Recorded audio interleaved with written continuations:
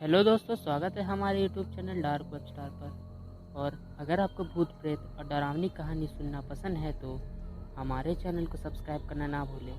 साथ ही में notification bell भी दबा दें कि आने वाली हर वीडियो आपको पहले पहुंचे। दोस्तों, चलते आज की कहानी की ओर। मेरा नाम मिलन जेतवा है और मैं जमुनानगर का निवासी हूँ। मैं एक दर्जी हूँ। भगवान के दिया से कमाई अच्छी हो जाती है, इसलिए वैश्वारी प्लॉट जैसे पोश एरिया में मकान ले रखा है। मेरा पिताजी अब दर्जी काम नहीं करते हैं, वो अब रिटायर लाइफ बिताते हैं। कुछ दिनों पहले मेरा सामना एक गुस्सैल भूत से हुआ था जिसने मेरे पसीने छुड़ा दिए थे। आज मुझे एहसास हो गया है कि मौत कभी भी आ सकती है और यह ज़रूरी नहीं है कि इंसान हर बार मौत को मात दे सके। शायद उस रात शुक्रवार था। मैं अपनी दुकान पर बैठकर कपड़े सी रहा था। तभी अचानक मुझे एहसास हुआ कि दुकान के सामने सीढ़ी के पीछे कोई छुपा हुआ है जो बार बार मेरी ओर देख रहा है और फिर से छुप जा रहा था। मैंने गौर करके वहाँ देखा तो मुझे पता चला वहाँ कोई अधेड़ उम्र का मर्द था जिसके आधे सर पर घुंघरेले बाल थे और उसकी आंख रेडियम जैसी नीली चटक थी। उसका भयानक रूप देखकर मेरे तो रोंगटे खड़े हो गए। मुझे डर तो लग रहा था, पर फिर भी हिम्मत करके मैंने वहां जाकर देखने का फैसला किया। सीढ़ी की ओर जाते वक्त मेरे पैर कांप रहे थे और मेरा दिल भी जोरों से धड़क रहा था।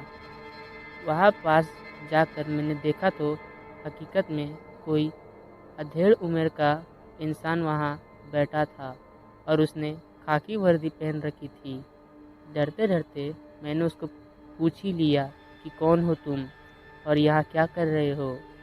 थोड़ी देर में वो इंसान मुझे घूर रहा था और फिर अचानक से उसने भयानक चीख मारी और सीढ़ी से बाहर आकर दोनों हाथों से मेरे एक पैर दबोच लिया और मेरे पैर पर उसने दांत गड़ा दिए।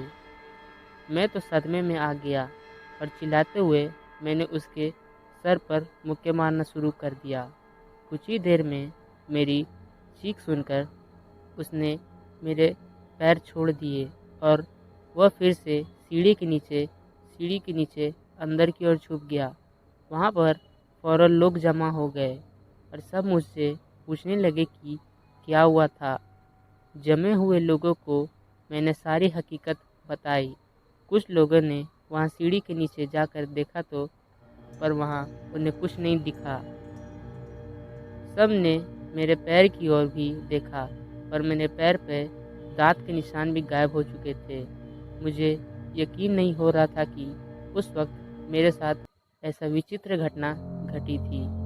सब लोग मेरे मन का वहम मानकर मेरे मजाक उड़ा रहे थे और वापस अपनी दुकानों में लौट गए।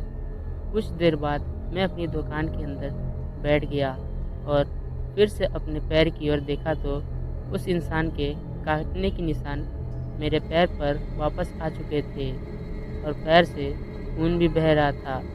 उस घटना के बाद मेरी जान हलक में आ गई थी।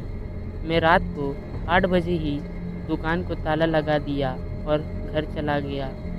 मैंने सारी रात अपने पापा और माँ को यह बात कही।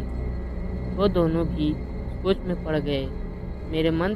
मेरा मन तो नहीं था, पर काम इतना था कि दूसरे दिन मुझे दुकान जाना ही पड़ा। उस दिन दोपहर में ही मुझे वो इंसान फिर से सीढ़ी के नीचे दिखा। इस बार मुझे उसे छोड़ना नहीं था। मैंने फौरन सीजर उठाकर सीढ़ी की ओर फेंक दी। मेरी कैंची ठीक उसके पैर पर जा गिरी। उसने मेरी ओर देखा और वह मानसिक बीमारी की तरह हंसने लगा और फिर अचानक उसने मेरी कैंची को अपने ही पैर में चुभा दिया। ये सब देखकर मेरे तो होश उड़ गए। मैं दुकान में बैठे बैठे ही बुरी तरह से कांपने लगा।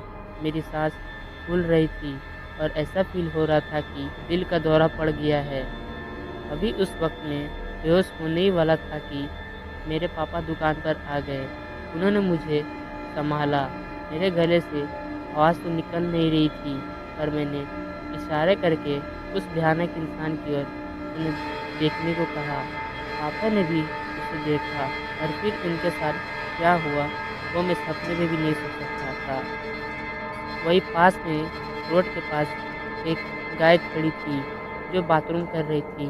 मेरे पापा ने उस गाय का गौमूत्र अपने दाएं हाथ में लिया और वो सीढ़ी की ओर दौड़े। वहां जाकर पापा ने गौमूत्र उस भयानक इंसान पर छिड़क दिया।